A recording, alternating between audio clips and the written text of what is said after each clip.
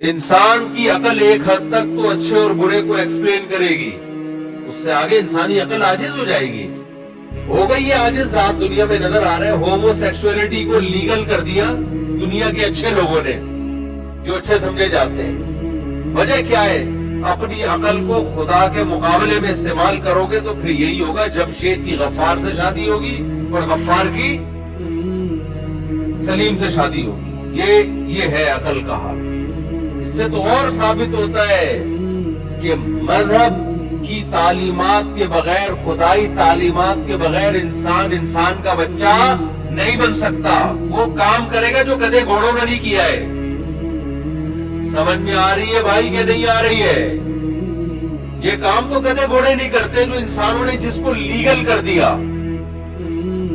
साफ पता चलता है भाई हमारी अकल बहुत महदूद है। खुदा के मुकाबले में अपनी अकल कभी भी इस्तेमाल नहीं करनी है। हाँ, जहां खुदाई तालीमात ना हो वहां फिर अकल ही इस्तेमाल करनी है, वहां बेअकली की बातें नहीं करनी है।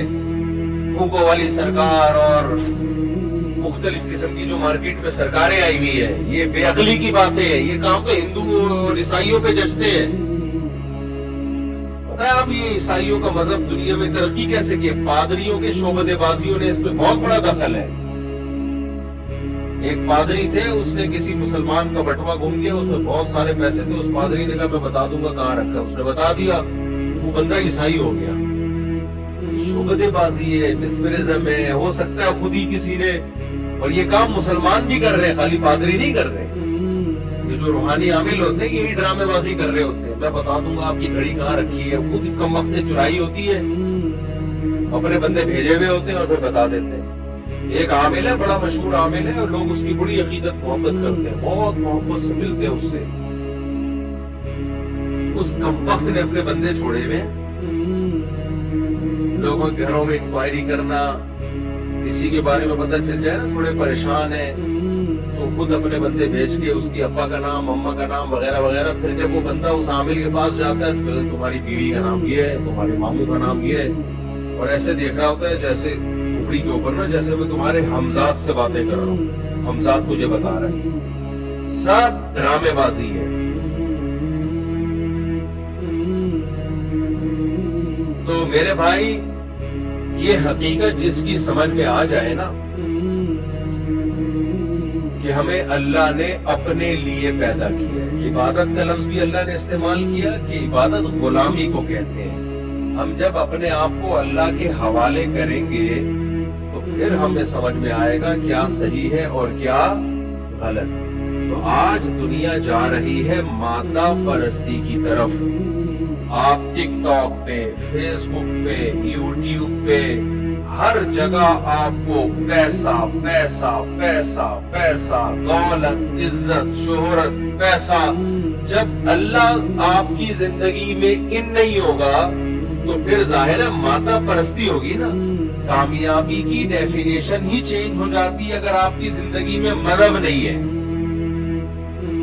नकले कुफर, कुफर नबाशत। थोड़ी देर के लिए मजहब को अपनी जिंदगी से निकाल दो तो फिर कामयाब कौन है? फिर तो वही कामयाब है जिसकी सेहत अच्छी है, फिर वही कामयाब है जिसके पास पैसा ज्यादा है, फिर तो वही कामयाब है जिसके पास शोहरत ज्यादा है। फिर बूढ़े माँ बाप को घर पे रख के उनकी खिदमत करना नाकामी है, क्योंकि बूढ़े माँ बाप आपकी लाइफ को एंटरटेन नहीं करने देते। फिर माँ के कदमों में जन्नत तलाश करना हमाकत और बेवकूफी है। फिर ऐसा होगा कल आपके बाप का इंतकाल हुआ और शाम को आप एक म्यूजिकल प्रोग्राम में जा रहे हैं, क्योंकि नहीं गए तो 1 करोड़ का आपका नुकसान होगा। और सारे मादा परस आपको प्रोमोट भी कर रहे होंगे, वेल डन, जिंदाबाद। प्रोफेशन को ये बंदा फोकस कर रहा है, बाप तो मर गया, मरना था उसने। तो रिलेशन क्या हो जाते हैं बोलो? फिर ऐसे ही होगा, 9 महीने बाद लाशें मिलेंगी, ना बाप का पता, ना माँ का पता, ना भाई का पता, ना बहन का पता। फिर बीवी मार्केट से शॉर्ट, गर्लफ्रेंड आएगी बीवी की जगह, और औरत की जगह शौहर के बजाय कौन आएगा? बॉयफ्रेंड आएगा। आया है ना, पूरी दुनिया دنیا میں آ رہے ہیں، شوہر مارکیٹ سے کیا ہو رہے ہیں؟ آپ لوگ بولتے کیوں نہیں بھائی؟ میرے بیان کے آداب ہے، ہر ایک کے بیان کے آداب ہوتے ہیں، تو میرے بیان کے آداب ہے، مجھے جواب چاہیے۔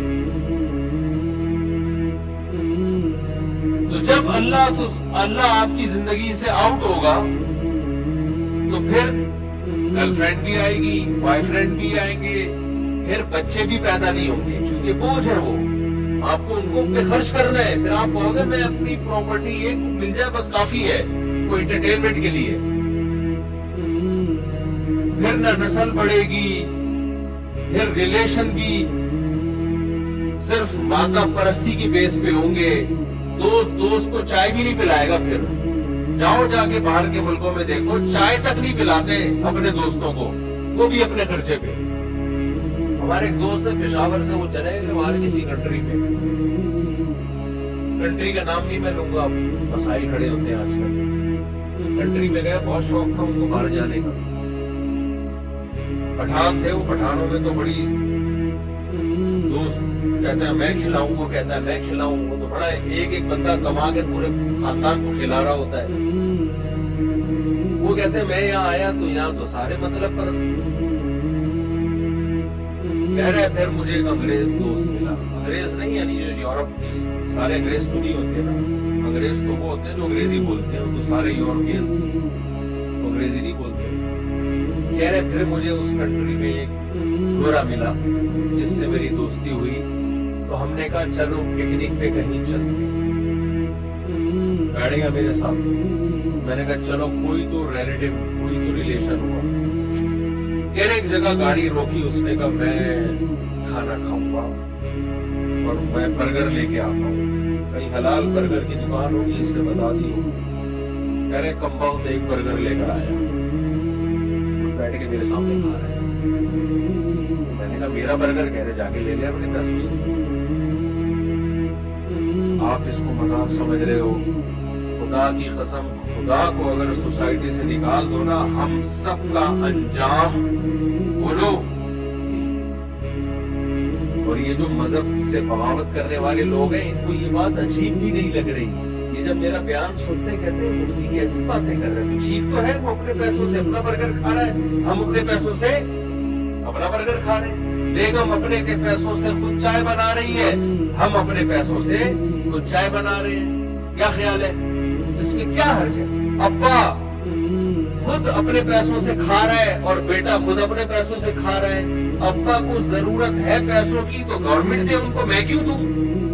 کہتے ہیں بہترین خاندانی نظام ہے، بہترین خاندان ہے ہی نہیں تو نظام کہاں سے ہو گیا بھائی؟ تو اللہ سے ریلیشن ختم، مخلوق کا آپس میں ریلیشن بھی بولو ختم، برباد، کچھ بھی نہیں رہے گا، کچھ بھی نہیں رہے گا۔ یہ جو میں نے آیت پڑھی نا، وَمَن يَتَوَكَّلْ عَلَى اللَّهِ فَهُوَ حَسْبُهُ، یہ ہے اس موقع کی آیت، ابھی میں اس کو وضاحت کرتا ہوں اس کی، میں سب ختم، برباد۔ ہمارے یہاں واقعات ہو رہے، ابا مر گئے، شام کو آپ پروگرام میں جا رہے ہو، اگلے دن پروگرام میں جا رہے ہو، سیکولر لبرل لوگ کہہ رہے بہترین کام، بہترین کام۔ یورپ اس سے آگے جا چکا ہے، ان کے ہاں جس دن شوہر مرتا ہے بیگم اس دن جاب پہ جا رہی ہوتی ہے، سمجھ رہے کہ نہیں سمجھ رہے؟ اس دن جاب پہ جا رہی ہوتی ہے، اور وہ گورے بڑی تعریف کرتے ہیں، اپنے پروفیشن کے ساتھ مخلص ہے، اپنے پیشے کے ساتھ کیا ہے بولو مخلص۔ ہسبینڈ مر گیا لیکن جاب سے چھٹی نہیں کی، یہ ہے انسانیت۔ باپ کا انتقال ہو گیا مگر ٹماٹر کی ریڑھی اس دن بھی لگا ہے، ماں مر گئی ہے اسی دن لیکن آپ اس دن گول گپے بیچ رہے ہیں۔ اس کا مطلب یہ نہیں ہے کہ آپ کو ٹماٹر کی ریڑھی سے محبت ہے، اس کا مطلب یہ کہ جتنی ٹماٹر سے محبت ہے نا، ماں سے اتنی بھی بولو اتنی بھی نہیں، اصل میں تو یہ ہے اتنی بھی نہیں ہے ماں سے۔ تو اسلام جب اللہ زندگی میں ہوگا تو پھر کیا ہوں گے آپس میں بولو ریلیشن ہوں گے، कैसे होंगे रिलेशन। माता परस्ती पता है क्या कहती है? माता परस्ती लोग ये कहते हैं कि सब कुछ असबाब से होता है। सब कुछ किससे होता है? असबाब से। हाँ सही है, सब कुछ असबाब से होता है, लेकिन जहां अल्लाह कह दे कि यहाँ असबाब से नहीं होगा, मेरे इरादे से होगा, तो फिर अकल को अल्लाह के सामने कुर्बान कर देना चाहिए, क्योंकि अल्लाह से ज्यादा हमारी अकल नहीं हो सकती।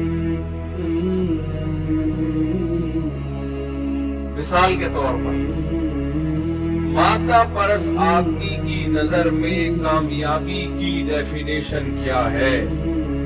जब अल्लाह नहीं है तो जाहिर है असबाब है, और असबाब में दौलत, सेहत, शोहरत, ये सब कुछ है या नहीं है? तो ये सब चीजें दूसरों के लिए कुर्बान करने से असबाब ये कहते हैं कि ये चीजें कम हो जाती है। आपकी लाइफ में खुशियां भी कम हो जाती हैं, क्योंकि खुशी के असबाब ये इख्तियार करो। और खुशी के असबाब क्या है? जिम्मेदारियों से जान छुड़ाना। इससे इंसान क्या होता है? खुश। तभी वो अब्बा और अम्मा को ओल्ड हाउस में जमा करा देते हैं, क्योंकि घर में रहेंगे टेंशन देंगे। तो इसलिए बेहतर हल क्या है खुशियों का? अब्बा को कहाँ रखा जाए? बोलो, ओल्ड हाउस में। अम्मा को कहाँ रखा जाए? बोलो, ओल्ड हाउस में। बीवी पे खर्च करने से खुशी कम होगी, पैसे कम हो जाएंगे, लिहाजा बीवी खुद कमा के खुद खाए, उस पे खर्च करने की जरूरत बोलो नहीं है। बच्चे भी मत पैदा करो, क्योंकि बच्चे पैदा होंगे तो जिम्मेदारियां बढ़ेंगी। जिम्मेदारियां बढ़ने से खुशियां ज्यादा नहीं होती, बल्कि खुशियां कम। तो इंडिविजुअल लाइफ हर शख्स गुजारे और स्ट्रगल करके दौलत, इज्जत, शोहरत कमाए, और फिर आखिर मरने के बाद फिर कब्र में टेंशन ज्यादा है। कब्र महंगी भी होती है, उसके लिए जगह भी चाहिए, और फिर नमाज़े जनाजा और ये सब मुसलमानों के जो मसाइल है, कफन वफन, ये सब चीजों से बचने के लिए आजकल उन मुल्कों में एक नया तरीका आया है। भाई मुर्दे को आप लिटाएं भट्टे पे और ओवन में डालें, आप चंद सेकंडों में टिक्का कबाब आपकी खिदमत में पेश। नहीं आई मेरा ख्याल है बात? तो उनकी लाइफ में इंजॉयमेंट ही इंजॉयमेंट। मरने के बाद भी टेंशन, भाई मर गया तो क्या करें? अरे कब्र में कीड़ों नहीं खाना है ना उसको। भाई तू मरा है तो बाद वालों को टेंशन क्यों देके जा रहा है? हमारे यहाँ कोई बंदा मर जाए, गुसल है, कफन है, फिर कब्र है, फिर उस कब्र पे दुआएं भी है, फिर वगैरह वगैरह, फिर इस साले सवाब और अब्बा के लिए कुआं। और मस्जिद में देखा हो ना, ये जमशेद भाई, मरहूम जमशेद के कोई मरहूम जो भाई जो ना हो, जिंदा हो, उनसे पेश की माजरत, बहुत से जमशेद मरहूम भी तो है ना। तो ये पंखा जमशेद मरहूम के लिए मस्जिदों में देखा होगा, अब तो कम हो गया, पहले बहुत लिखा होता था। ये जो दरिया है ये फला साहब के इसाले सवाब के लिए, ये होता है लोगों में। तो अब मुझे एक बात बताओ, तो जो जब आपकी जिंदगी में मजहब नहीं होता ना, तो तमाम तर टेंशनों, जिम्मेदारियों से आप आजाद होते हो, क्योंकि आपकी सोच ये होती है कि जिम्मेदारियों से आजाद होने से मेरी खुशियां बढ़ेंगी। समझ में आ रही बात क्या नहीं आ रही? इंसानी अकल यही कहती है। इंसानी अकल कहती है बीवी और बच्चों पे खर्च करोगे या माँ बाप को ओल्ड हाउस में जमा करने के बजाय अपनी रिस्पॉन्सिबिलिटी पे घर में पालोगे, तो आपकी आमदन बढ़ने के बजाय कम हो जाएगी। दुनिया में कोई माहिर शुमारियात, अकाउंटिंग का माहिर ऐसा है जो कहता है कि खर्च करने से आमदन बढ़ती है? सारी दुनिया के सारे इंसान इस बात पर मुत्तफिक हैं कि आमदन सेविंग से बढ़ती है, खर्च करने से कम होती है।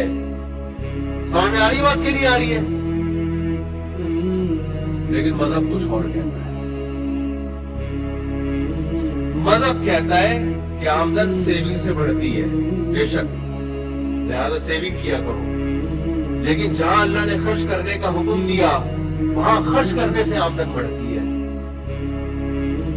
اب جو اپنی عقل کو اللہ سے زیادہ اپنے آپ کو اللہ سے زیادہ عقل مند سمجھتے ہیں نا، وہ کہتے ہیں یہ بات ہماری سمجھ میں نہیں آتی، کہتے ہیں ہم نہیں مانتے، لہذا وہ صدقات و خیرات نہیں کرتے۔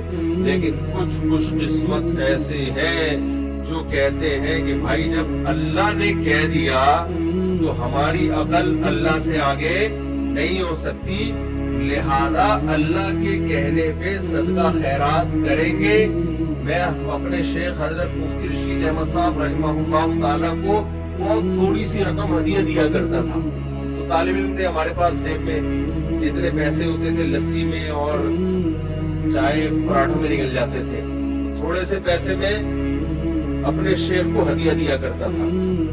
تو ایک لفافے پہ میں 5 روپے ڈال کے یا تھوڑے سے اماؤنٹ تھا اس پہ لکھتا ہدیہ، اور دوسرے میں صدقے کی کچھ رقم۔ حضرت نے کہا تھا کہ ہر طالب علم ہر مہینے کچھ نہ کچھ صدقہ نکالے اپنی آمدن سے، تھوڑی سی رقم میں لفافے میں ڈال کے اس پہ پتہ کیا لکھتے تھے ہم لوگ؟ وظیفۃ لتوسعۃ الرزق۔ اس لفافے کا نام تھا یہ وظیفہ ہے رزق بڑھانے کا، یعنی حضرت نے صدقے کا نام صدقہ نہیں رکھا ہوا تھا، بلکہ یہ رکھا ہوا تھا کہ اپنی آمدن بڑھانے کا وظیفہ۔ آج کل لوگ وظیفہ پڑھتے ہیں نا، یہ 100 دفعہ پڑھو گے صبح تو آمدن بڑھے گی، یہ شام 100 دفعہ پڑھو گے تو آمدن بڑھے گی۔ حضرت فرماتے تھے وظیفہ آمدن بڑھانے کا یہ ہے کہ صدقہ کیا جائے۔ تو اس لفافہ جس میں صدقے کی رقم ہوتی تھی اس لفافے پہ لیبل کیا لگا ہوتا تھا؟ آمدن بڑھانے کا وظیفہ، آمدن بڑھانے کا وظیفہ۔ لوگ اعتراض کرتے ہیں مفتی صاحب کہاں سے آ رہا ہے، 4 کہاں سے پال رہے ہو، 19 بچوں کو کہاں سے کھلا رہے ہو، صدقہ شروع کر دو، آمدن بڑھانے کا کیا ہے؟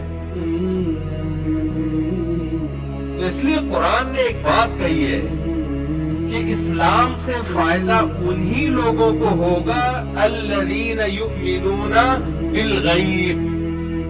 شروع میں اللہ نے غیب کی تلوار چلا دی ہے، جو اللہ کی باتوں کو بغیر دیکھے یقین کریں گے اسلام سے فائدہ وہی اٹھائیں گے، اور جو یہ کہیں گے کیسے صدقے سے رقم کیسے بڑھتی ہے وہ سوچتے رہیں گے اور مر جائیں گے۔ اسلام نے ہمیں بتایا وَمَن يَتَوَكَّلْ عَلَى اللَّهِ فَهُوَ حَسْبُهُ، جو اللہ پہ توکل کرتا ہے اللہ اس کے لیے کافی ہے۔ تو توکل کا موقع کیا ہے؟ جہاں اسباب یہ کہہ رہے ہوں کہ کامیابی اس میں ہے اور اللہ یہ کہہ رہا ہو کہ کامیابی اس میں نہیں ہے، اسباب اور اللہ آپس میں ٹکرا رہے ہوں، تو وہاں جو اسباب کو سامنے رکھ کے زندگی گزارے گا تو یہ اس کی علامت ہوگی کہ اس کا اللہ پہ اعتماد اور توکل نہیں ہے، اور جو اللہ کے آرڈر کو سامنے رکھ کے زندگی گزارے گا یہ اس کی علامت ہوگی یہ اسباب کو اصل نہیں سمجھتا، یہ اسباب بنانے والے کو اصل سمجھتا ہے۔ سمجھ میں آ رہی ہے بات کہ نہیں آ رہی ہے؟ آپ بیمار ہیں، آپ اللہ پہ توکل کر رہے ہیں کہ میں اللہ پہ توکل کرتا ہوں، علاج نہیں کرتا، مر جائے گا آپ، یہ توکل نہیں ہے، کیونکہ یہاں اسباب اور اللہ کا حکم آپس میں ٹکرا رہے ہیں، آپس میں نہیں ٹکرا۔ اللہ نے کب کہا ہے کہ علاج نہیں کرو بھائی؟ آپ جاب نہیں کر رہے، کاروبار نہیں کر رہے، لوگ کہتے ہیں پیسہ کیسے آئے گا، آپ کے اللہ کے تو اللہ کھلائے گا۔ بھائی اللہ نے تو حکم دی ہے کاروبار کر، دکان چلا، جاب کر، یہاں اللہ کا حکم اور اسباب آپس میں ٹکرا، بولو ٹکرا رہے ہیں، بولو نا یار نہیں ٹکرا، نہیں بولنا کون سے کیا جا رہے ہیں آپ دکان کھول کے بیٹھتے ہی نہیں ہو، دوپہر 2 بجے دکان کھولتے اور 3 بجے چھٹی کر کے گھر آ جاتے ہو، بیگم بول رہی ہے، بچے بول رہے ہیں ابا ایسے دکان کہاں چلے گی، آپ بولتے ہو چلانے والا کون ہے؟ کون ہے چلانے والا؟ اللہ۔ پھر مثالیں دیتے ہو، دیکھو وسیم کے پاس فری پکڑ کا کیسے پیسہ آ گیا، اس کی تو کوئی دکان نہیں ہے، تو یہ غلط توکل ہے، یہ وہ کیونکہ یہاں दुकान को टाइम देना और अल्लाह का हुक्म आपस में टकरा, बोलो नहीं रहे, टकरा ही नहीं। अल्लाह ने कब कहा कि दुकान पे नहीं बैठ, लेकिन दुकान है और इधर जमात की नमाज का टाइम शुरू हो गया है, उधर लंबी लाइन है ग्राहकों की, कस्टमर की।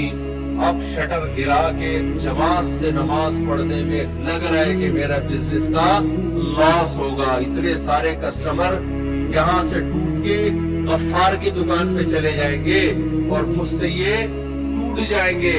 ऐसे मौके पे अल्लाह क्या कहता है, दुकान खोलो या बंद करके मस्जिद में जमात से नमाज पढ़ो। बोलो ना, इधर तवज्जो। यहाँ अल्लाह का हुक्म और कमाने के असबाब आपस में टकरा रहे। ऐसे मौके के लिए यह आयत है, वमन यतवक्कल अला अल्लाह, जो अल्लाह पे एतमाद करता है अल्लाह उसके लिए काफी हो जाता है। वयरज़ुक़हु मिन हैसु ला यहतसिब। अब सवाल पैदा थी, ऐसी अजीब आयत है। अल्लाह कहते हैं मैं उसके लिए काफी और उसको रोजी दूंगा। इंसानी अकल कहती है रोजी कैसे देगा अल्लाह, रोजी के असबाब पे तो मैं लात मार के आ रहा हूँ। दूध की दुकान है, लाइन लगी हुई है, कपड़े की दुकान है, लाइन लगी हुई है, और मैं दुकान बंद करके नमाज पढ़ के आ रहा हूँ। तो असबाब तो नहीं, असबाब तो रिस्क पे लात मारने के पैदा हो रहे हैं, और अल्लाह कह रहे हैं रोजी दूंगा। इसका अल्लाह ने अगली आयत में जवाब दिया, फरमाया वयरज़ुक़हु मिन हैसु ला यहतसिब, वहां से दूंगा जहां से तुम्हारा गुमान भी नहीं होगा। तुम्हारा गुमान तो यहाँ से रोजी मिलती है और इस रोजी पे मैं लात मार रहा हूँ, तो अल्लाह कहेगा वहां से दूंगा जहां से तुम्हारा गुमान नहीं है, वहां से दूंगा। दूंगा कैसे, ये छोड़ दो, क्योंकि अगर तुमने सोच लिया तो तुम्हारे गुमान में आ गया ना। तभी उलमा कहते वहां से रोजी आना जहां से गुमान ही ना हो, ये एक ज़ाहिरी अलामत है कि ये खास किसकी तरफ से गिफ्ट है, ये अल्लाह की तरफ से गिफ्ट है, आपकी किसी नेकी के सिले में।